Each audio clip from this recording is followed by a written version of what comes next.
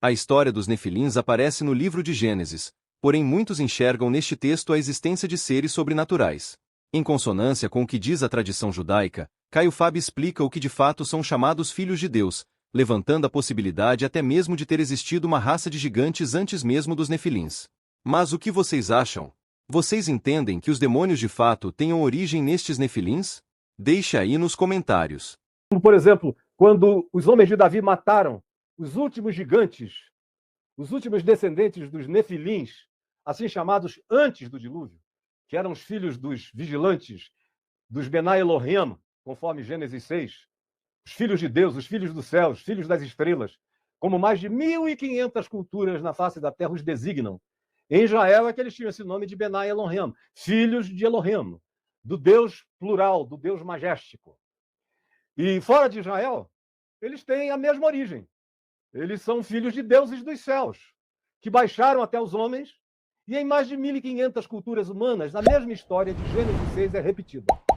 Quando os seres das estrelas, como diziam os índios Hopi nos Estados Unidos, e eles diziam os seres das Pleiades, ou os seres de Orion, alguns davam até o nome da constelação, quando seres celestiais, de poder incomparável com o poder humano, tinham possuído e tinham se hibridizado com os filhos dos homens, com as mulheres, conforme exatamente a narrativa de Gênesis 6. Essa narrativa sobrevive, inclusive, ao dilúvio, que deveria ter liquidado tudo e todos, mas sobraram alguns. Como também nessas mais de 1.500 culturas da Terra, cada uma delas tem o seu Noé, com outro nome. Alguns sobreviveram em barcos, outros sobreviveram em grutas, em cavernas lacradas, calafetadas por dentro, até que a água baixasse e eles pudessem sair. Tem histórias variadas de sobreviventes do dilúvio espalhados pela face do planeta. É uma questão de antropologia, de ter interesse no conhecimento das culturas humanas. Mas em Israel eles são decorrência desses vigilantes, cuja expressão aparece no livro de Daniel, que é um livro que tem uma forte carga de natureza mesopotâmica, uma grande carga de natureza caldeia, de natureza medo, de natureza persa e de natureza grega, porque a presença grega já estava forte entre eles. E o que é que o livro de Enoque diz? Especialmente o livro dos gigantes, atribuído a Enoque, achado há não tanto tempo atrás, já na sequência dos achados de Qumran, dos manuscritos do Mar Morto, o livro dos gigantes. Lá está dita a mesma coisa, que como os Nefilins, que não eram anjos e nem eram humanos, eram um híbrido anômalo, que nasceram gigantes, e não foram os primeiros. Eles foram os primeiros gigantes dessa cruza entre Benai Elohim, filhos das estrelas, ou como diria o Eric von Däniken, os astronautas celestiais, que hoje em dia... Para um site, criar as... Aí na descrição do livro de Jubileus e do livro de Enoque diz que como havia gigantes na Terra antes, você começa a ler Gênesis 6, diz naquele tempo havia gigantes na Terra. Como você vê na mitologia grega, como você vê nas mitologias celtas, como você vê nas mitologias das primeiras dinastias dos egípcios, como você vê nas dinastias dos povos da América do Norte, aqui na América do Sul, Viracochas era um gigante, e gigantes variados no mundo. Mas há uma diferença entre esses gigantes. Havia os gigantes anômalos, que existiam antes dos Nefilins, antes de Gênesis 6. Quando o escritor de Gênesis, quando o escriba de Gênesis diz, ora, leia aí Gênesis 6. Naquele tempo havia gigantes na Terra.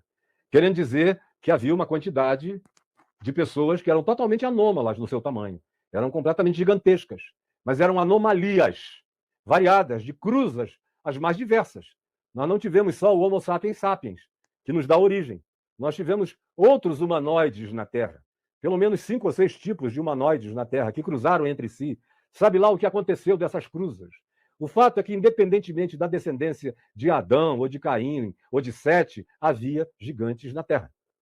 Tanto é que havia criaturas diferentes na Terra, que quando Caim é expulso do Jardim do Éden, o que dá a entender de que o Jardim do Éden era uma configuração especial, era um bioma de graça absoluta, quando ele é expulso daquele bioma de graça do Éden, ele se casa com uma mulher desse desterro de fora do bioma, e gerou filhos, cuja descendência é uma descendência de malignos, conforme a leitura que a gente vê no livro de Gênesis. E a gente encontra também genealogias idênticas. Por exemplo, na epopeia de Gilgamesh, você vê a mesma coisa sendo falada sobre os deuses da Mesopotâmia, os deuses alados da Mesopotâmia, que produziram filhos com as filhas dos homens.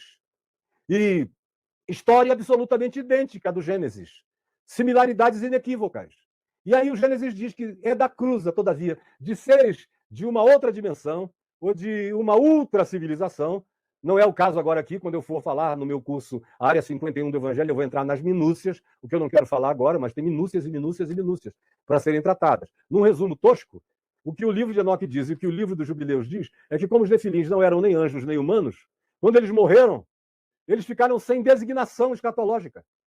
Eles se tornaram, diz o livro de Enoque, como sombras, como nuvens de sombra pairando sobre a humanidade, com aquela obsessão, eles sim, espíritos obsessores, conforme Jesus os designa.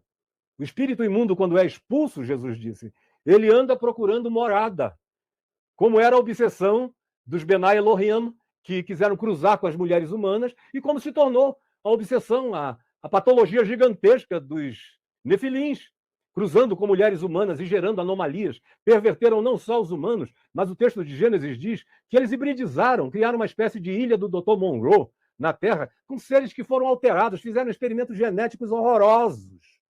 Horrorosos, indescritíveis. É por isso que o livro de Gênesis diz que o dilúvio veio para fazer um resetting, para fazer um zeramento, para dar uma zerada naquilo que já não tinha mais jeito. A continuidade daquele chamado mundo antigo, que foi todo sepultado, não teria chegado até aos nossos dias. Nós teríamos sido aniquilados muito tempo antes. O dilúvio é pura graça de Deus. É pura misericórdia de Deus para a preservação humana. Então, veja, esses seres que ficaram aí nessa camada intermediária vivem de uma obsessão única, possuir corpos. A obsessão por posse de corpos é tão grande que Jesus disse que eles andam por aí, procurando algum corpo vulnerável, disponível, frágil, debilitado, adoecido, para ver se encontra uma brecha de entrada. E quando eles não encontram, eles voltam, procurando o seu corpo original, onde eles fizeram desgraças e misérias na vida daquela pessoa por tantos anos. E chegando ali, encontrando um corpo que foi expulso de demônios, mas não foi cheio de Deus, não foi ocupado, como Jesus disse, pelo mais valente que é Jesus, o que garante a vida de uma pessoa que já foi vítima de espíritos imundos, o que garante dar segurança a ela ficar e ser ocupada pela presença de Jesus nela.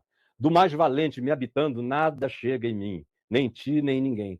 Aí Jesus diz, porém, chegando lá, encontrando aquela casa vazia, sem amor, sem Deus, sem esperança, sem fé, sem Jesus, sem coisa alguma, oca, com apenas o arranjozinho de uma vida que recuperou uma rotina básica, mas continua a mesma existência vazia, Jesus disse, então eles vão e procuram 7 outros espíritos piores do que ele e habitam aquela casa, e o segundo estado se torna pior do que o primeiro.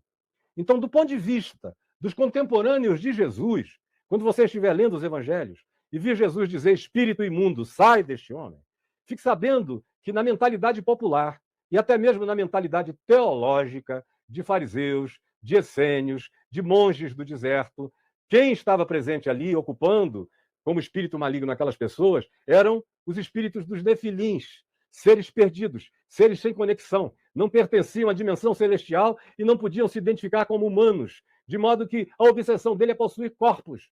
É por essa razão que quando Jesus os expulsa do Gadareno, o que eles pediram? Não nos mandes para o abismo. Eles queriam o calor dos corpos. Manda-nos para a manada de porcos. E não é à toa, inclusive, que os porcos são alguns dos animais mais inteligentes desta criação e que têm um DNA extremamente semelhante com o dos humanos e que têm um coração que serve melhor a transplantes humanos do que o de qualquer outro animal. Pediram para entrar nos porcos e Jesus disse, ide.